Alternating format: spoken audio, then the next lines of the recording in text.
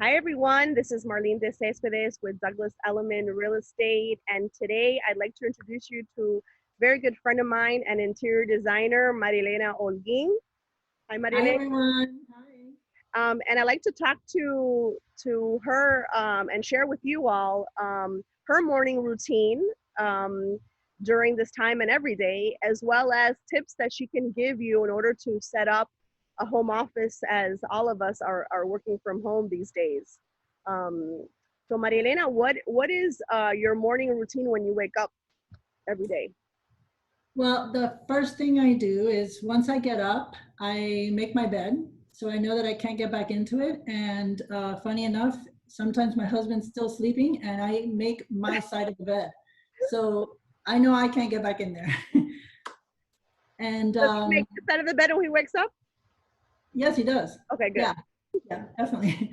So we're both out of the house and the bed is made. So the first task of the day is done. It's very important. I've learned that from business coaches and everything. But before we head out the door for work, I go and I do meditation and prayer. I take the first 1 or 2 hours every day to set my day up for productivity and for like just a really good day. So make the bed, go to meditation, and then I go work out. Either I do walks or, some people nowadays can't get out of, they live in condos and they can't get out. So do a exercise routine at home. You have to pump up your blood.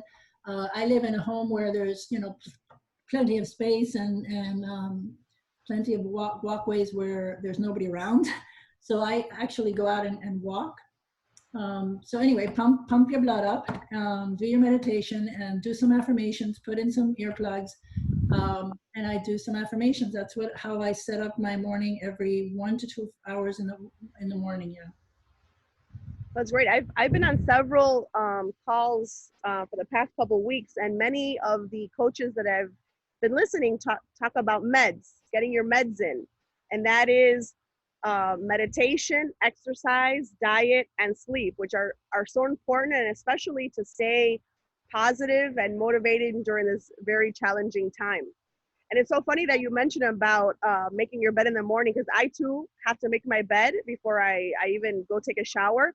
And I Yeah. even do that if I'm out of town and staying in a hotel. I have to make my bed. I just feel unorganized if it's not done. So those There's are great.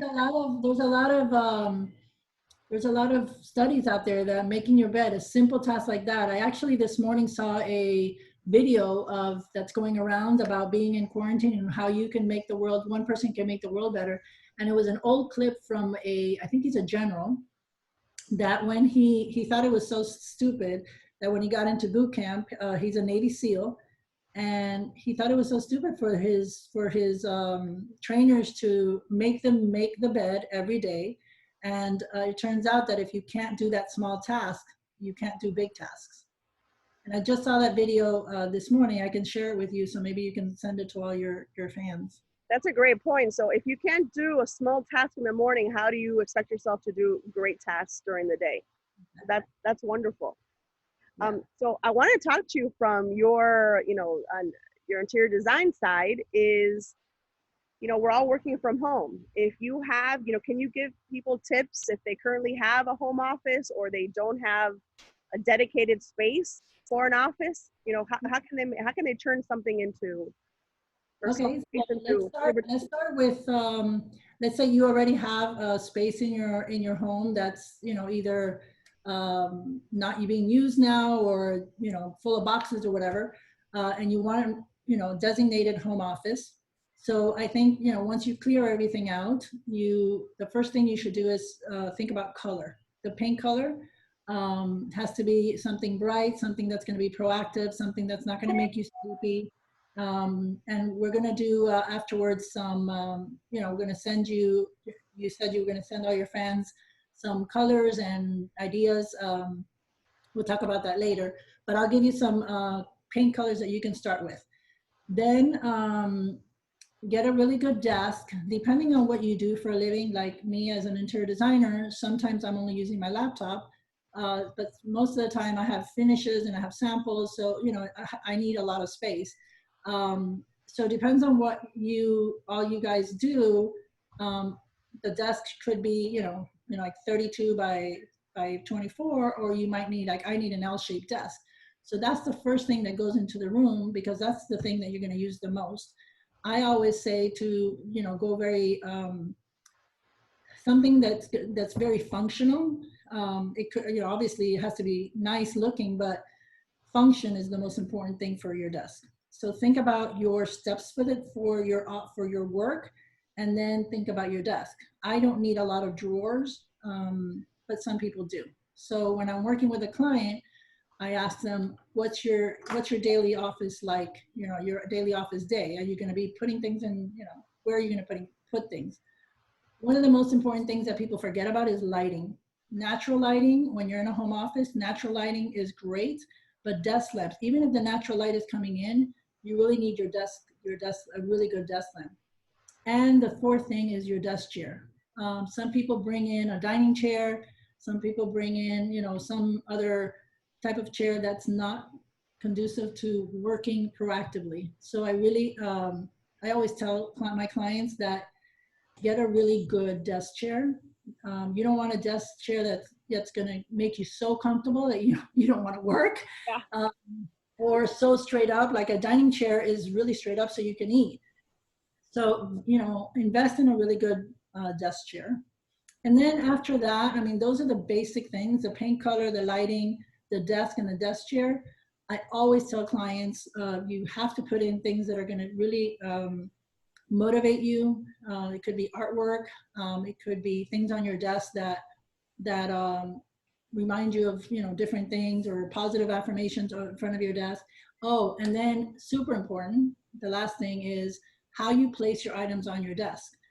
For example, I'm, cleaning out one of my guest rooms to make an office, or actually I'm putting my office in a guest room, and something as simple as a stapler, when I've changed the system on my desk twice already. I put my stapler inside the little drawer on the side. I was wasting so much time opening the drawer to get a stapler. So you have to think about those little things. Is how can I be proactive in this small space? The computer, the pen holders, or whatever, the stapler, whatever you need, make it where you're gonna remember where it is exactly and put it right back.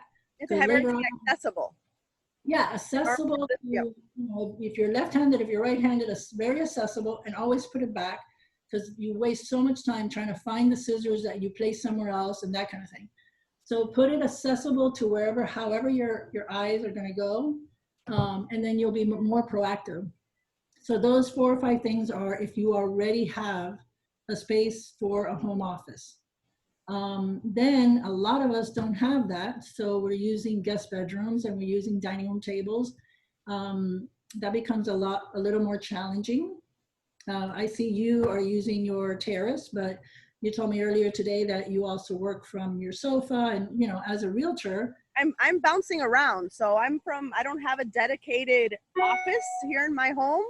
So I'm bouncing from the dining room table to the living room to now I'm outside taking this call. So I'm like bouncing around from area to area.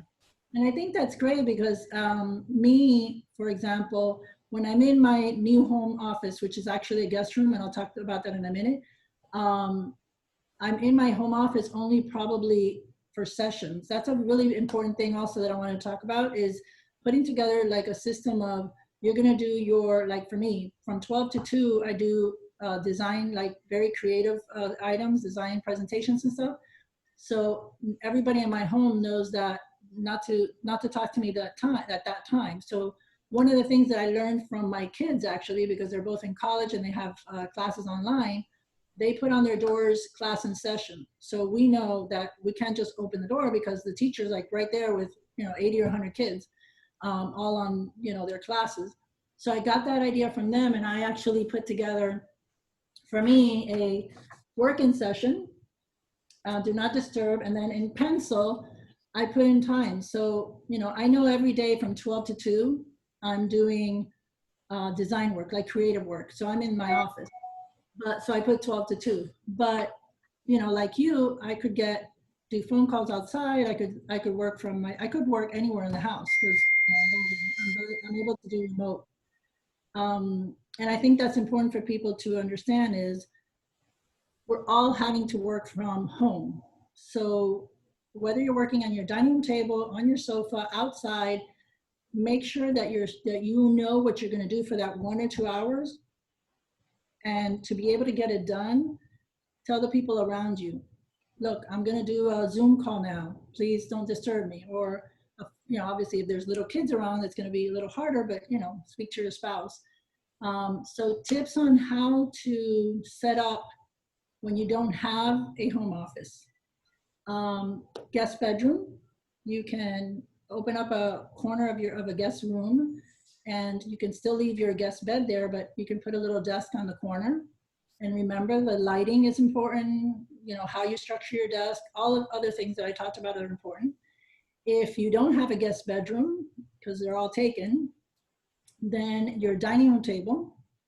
I think that's when you have way too many people in your house. You either have to downsize in a home or you upsize in a home. Yeah, that's your job. You have to talk to people about, okay, well, now that we're going through all of this, maybe you should, you know, buy a bigger house so you have a home office. That's right. Yeah, but I've heard a lot of people are working from their dining room tables, which is great. If you're, you know, now that everybody is home, like we're doing a lot of family dinners. Most of our food we eat all together. So the dining room table is kind of impossible for me because I would have to be taking everything on and off, you know.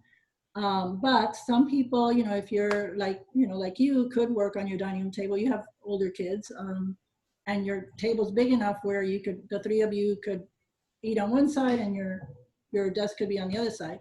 That's right. Nicholas actually, he's inside the house while we speak making tacos. It's Taco Tuesday. Nice. So yeah.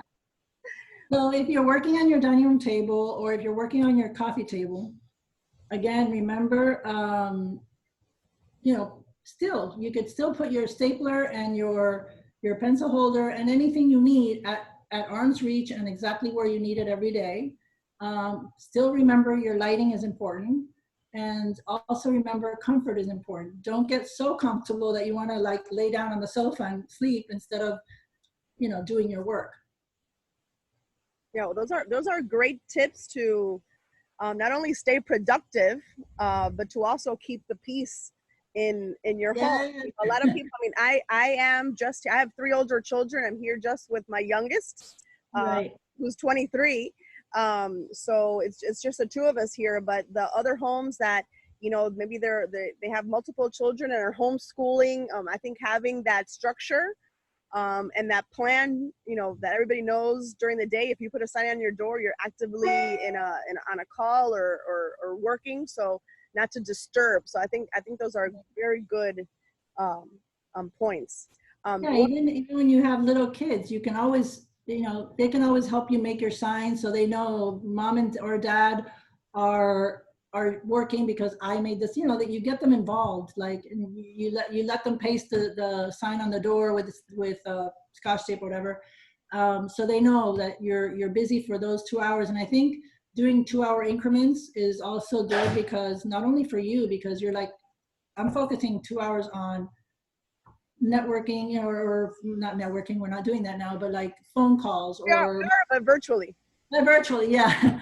Zoom calls or phone calls or, you know, whatever you want to do for those 2 hours. And then, you know, take a breather, walk outside, get some water, talk to your kids, and then say, okay, now you know, I need to do X, Y, Z in another 2 hours, you know.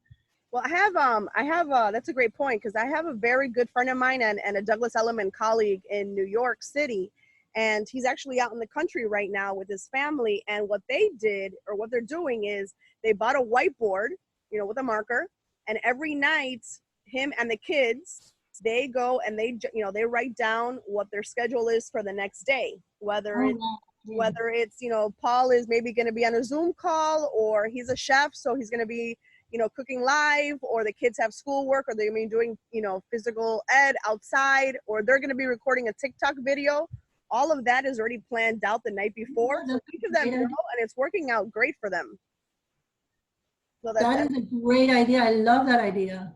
Yeah. Yeah, I just went out because usually I do my Zoom calls and everything, or, you know, any FaceTime, I do it on my terrace. I just for some reason, I couldn't get Wi-Fi today. So I went out and I told everybody, don't come inside the living room because I'm doing my call, you know. So you just gotta improvise, just, you know, and talk to your family.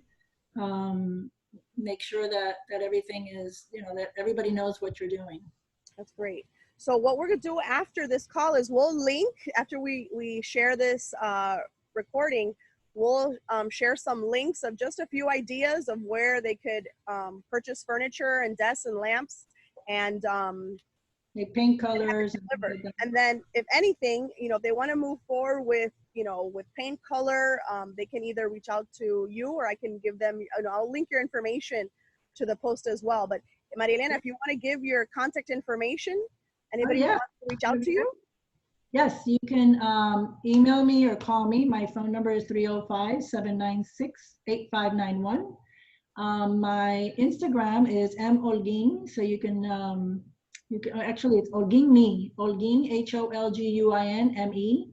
And my email is mariaelena.holguin@gmail.com. Thank you. It's been a pleasure as always talking to you, and I'll share the recording with you, and we'll post it with all the links. And again, guys, I'm Marlene de Cespedes, Douglas Elliman Real Estate. If you need any advice, any real estate advice, or anything at all during this time, please reach out to me, 305-395-1077. And thanks again, Maria Elena. I'll see you soon. Thank you. Bye. Bye.